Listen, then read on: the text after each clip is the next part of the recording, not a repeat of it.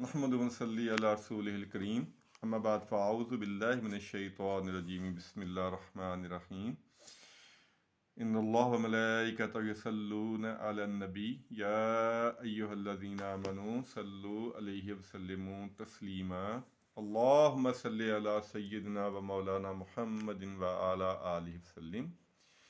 हदीस रसूल सल्लल्लाहु अलैहि वसल्लम चैनल पे आप सबको खुश आमदेद। आज एक बहुत प्यारी हदीस है, बहुत ही प्यारी हदीस है, सियासता की हर किताब में मौजूद है। और ये हदीस है कि मोमन होने की शर्त क्या है, बेस क्या है, मोमन कौन शख्स है। ये ज़रा तवज्जो और गौर से सुनिएगा। मुस्लिम शरीफ में ये हदीस 170 और 171 नंबर पे मौजूद है, इसका नंबर है। और इब्न माजा में 67 पे है, बुखारी शरीफ में 13 नंबर पे है और तिरमिज़ी शरीफ में 2515 नंबर पे ये हदीस मौजूद है। सियासता की हर किताब में मौजूद है। और हज़रत अनस रज़ी अल्लाह ताला अन्हो इसके रावी हैं। तवज्जो और गौर से सुनिएगा कि नबी पाक सल्लल्लाहु अलैहि वसल्लम ने इरशाद फरमाया, कोई शख्स उस वक़्त तक मोमन नहीं हो सकता, कोई शख्स उस वक़्त तक मोमन नहीं हो सकता जब तक मैं उसको उसकी औलाद, उसके वालिदैन, तमाम लोगों से और उसकी जान से भी ज़्यादा अजीज़ ना हो जाऊं। अल्लाह करे आपने तवज्जो से सुन ली हो कि कोई शख्स उस वक़्त तक मोमन नहीं हो सकता जब तक मैं उसको, उसकी औलाद, उसके वालिदैन, तमाम लोगों से और उसकी जान से भी ज़्यादा अजीज़ ना हो जाऊं। नबी पाक सल्लल्लाहु अलैहि वसल्लम का ये हक़ है कि हम उनके जो उम्मती हैं वो सबसे ज़्यादा मोहब्बत नबी पाक सल्लल्लाहु अलैहि वसल्लम से करें, अपनी जान से भी ज़्यादा, अपनी औलाद, वालिदैन और जितने भी लोग हैं सबसे ज़्यादा जो मोहब्बत है वो हम अपने नबी पाक सल्लल्लाहु अलैहि वसल्लम से करें। ये नबी पाक सल्लल्लाहु अलैहि वसल्लम का हक़ है। हज़रत उमर के साथ आप सल्लल्लाहु अलैहि वसल्लम कहीं तशरीफ़ ले जा रहे थे तो आपने पूछा, ए उमर तुम्हें मुझसे कितनी मोहब्बत है। तो उमर रज़ी अल्लाह ताला अन्हु ने इरशाद फरमाया, या रसूल अल्लाह सल्लम मुझे आपसे सबसे ज़्यादा मोहब्बत है लेकिन अपनी जान से ज़्यादा नहीं। तो आपने फरमाया कि अभी तेरा ईमान मुकम्मल नहीं हुआ। तवज्जो से ज़रा सुनिएगा। तो उमर रज़ी अल्लाह ताला अन्हु ने उसी वक़्त इरशाद फरमाया, उसी वक़्त, एक लम्हा भी नहीं सोचा कि अल्लाह के रसूल आप मुझे मेरी जान से भी ज़्यादा अजीज़ हैं। तो फिर आपने फरमाया, हाँ अब तेरा ईमान मुकम्मल हुआ है। तो हम जो ईमान का दावा करते हैं हमें ये सोचना चाहिए कि क्या हमारी जो मोहब्बत है वो हमारे वालिदैन से, हमारी औलाद से ज़्यादा है या अपने नबी पाक से ज़्यादा है, कि जिन्होंने किसी भी वक़्त पे अपनी उम्मत को नहीं बुलाया। जब इंसान इस दुनिया से जा रहा होता है तो वो अपनी औलाद को, अपने बहन भाइयों को मिलना चाहता है, उनके बारे में सोचता है। लेकिन हमारे नबी सल्लल्लाहु अलैहि वसल्लम जब इस दुनिया से जा रहे थे तो आपने जिब्रील अलैहिस्सलाम से फरमाया था कि जाओ अल्लाह से पूछ के आओ कि मेरे बाद मेरी उम्मत के बारे में क्या करेगा, मेरी उम्मत का क्या करेगा। तो अल्लाह ताला ने कहा कि ए जिब्रील नबी से कह दो कि हम तुम्हारी उम्मत को अकेला नहीं छोड़ेंगे। और महशर के मैदान में जब हर कोई नफसी नफसी कर रहा होगा, कोई किसी को नहीं पूछेगा, ऐसे में एक तरफ से एक आवाज़ आएगी, उम्मती उम्मती। तो सब लोग बड़ी हैरानगी से देख रहे होंगे कि आज ये कौन है जो अपने नफ्स की बजाय दूसरों को पुकार रहा है, आज तो बहुत सख्त दिन है। तो जब देखेंगे तो वो हमारे नबी पाक सल्लल्लाहु अलैहि वसल्लम होंगे। आप सोच रही होंगे कि हम में से कौन है जो अपने नबी से मोहब्बत नहीं करता। हर कोई मोहब्बत करता है, लेकिन एक होती है कौली मोहब्बत और एक होती है फेली मोहब्बत। कौली मोहब्बत तो हम सारे करते हैं, दावे सारे करते हैं, इसमें कोई शक ही नहीं है। लेकिन क्या हम उस मोहब्बत का जो तकाज़े हैं वो पूरे कर रहे हैं? ये ज़रा बड़ी सोचने वाली बात है कि जिससे हम मोहब्बत करते हैं या दावा करते हैं, क्या जिस चीज़ का वो हुक्म देते हैं हम वो काम करते हैं, और जिस चीज़ से वो मना करते हैं क्या हम उस चीज़ से मना हो जाते हैं। ये तो है बड़ी ऊपर वाली मोहब्बत, टॉप की मोहब्बत जिसे कह सकते हैं। तो जो मोहब्बत का अदना तकाज़ा है कि हम जिस शख्सियत के मोहब्बत का दावा कर रहे हैं, क्या हमारी शक्ल कम से कम उनकी तरह है, हम अपनी शक्ल उनकी तरह बना रहे हैं।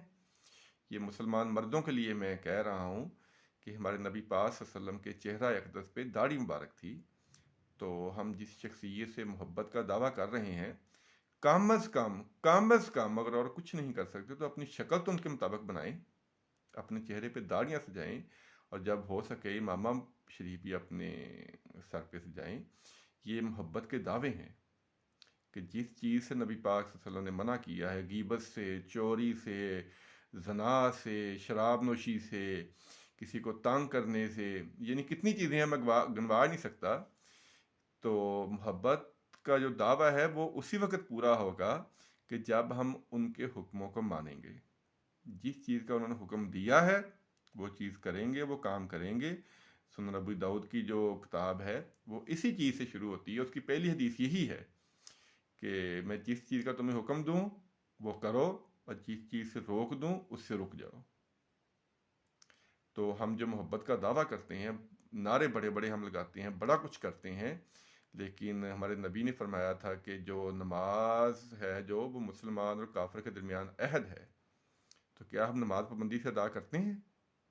کیونکہ ہم اپنے نبی سے محبت کرتے ہیں، تو ہمارے نبی نے تو نماز کسی حال میں نہیں چھوڑی، اور جب آپ دنیا سے پردہ فرما رہے تھے جو آپ کے آخری الفاظ تھے وہ یہ تھے الصلاۃ، الصلاۃ، الصلاۃ، اے میری امت نماز نہ چھوڑنا، نماز نہ چھوڑنا، نماز نہ چھوڑنا۔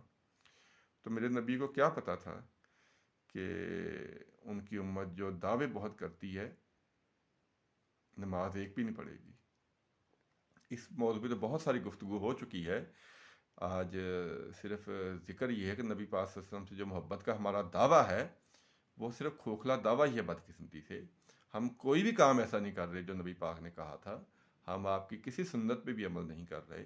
سب سے اہم سنت جو ہے وہ داڑھی شریف ہے، لیکن کتنے مرد ہیں جنہوں نے داڑھی رکھی ہوئی ہے، کتنے مرد ہیں جنہوں نے داڑھی رکھی ہوئی ہے۔ آپ نے فرمایا تھا کہ مشرکین کی مخالفت کرو، ایک حدیث کے الفاظ ہیں آتش پرستوں کی مخالفت کرو، داڑیاں رکھو اور مونچھیں کم کرواؤ۔ تو کیا ہم اپنا جو چہرہ مبارک کو اپنے نبی کے مطابق بنا رہے ہیں یا آتش پرستوں کی ہم پیروی کر رہے ہیں؟ یہ سوچنے کی بات ہے کہ میرے نبی نے تو فرما دیا ہے کہ اس وقت تک کوئی مومن نہیں ہو سکتا، جتنی مرضی نمازیں پڑھتا رہے، حج کرتا رہے، صدقات کرتا رہے، جب تک میں اس کو ہر چیز سے زیادہ محبوب نہ ہو جاؤں۔ اور محبوب ہونا صرف زبان سے کافی نہیں ہے، ہمیں ثابت کرنا ہوگا کہ ہمارے نبی جو ہیں ہم ان سے سب سے زیادہ محبت کرتے ہیں۔ وہ ثابت ہم کیسے کریں گے؟